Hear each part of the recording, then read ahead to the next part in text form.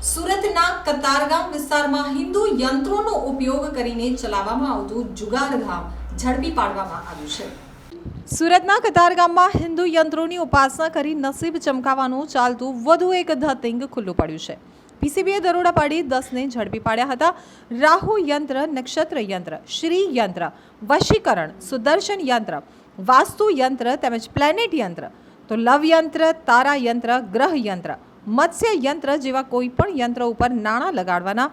ત્યારબાદ 5 મિનિટ પછી તમે જે યંત્ર ધાર્યું હોય તે યંત્ર કમ્પ્યુટર ઉપર ફ્લેશ કરે તો રમનારાઓને 10થી 20 ગણા નાણાં સામે આપવામાં આવે।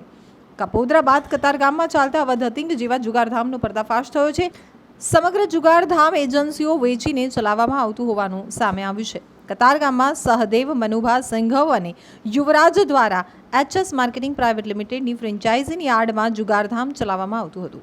ઓપરેટરો રાખી પોતાના આર્થિક લાભ માટે બહારથી ગ્રાહકો બોલાવવામાં આવતા હતા।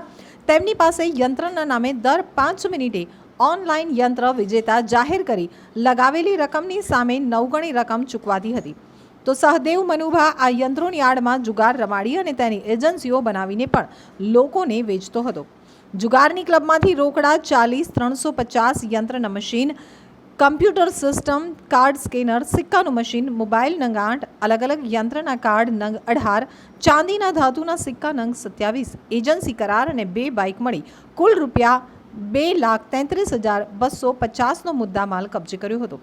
10 જુગારીઓની ધરપકડ કરી ક્લબ ચલાવનાર સહદેવસિંહ અને યુવરાજને વોન્ટેડ જાહેર કર્યા હતા।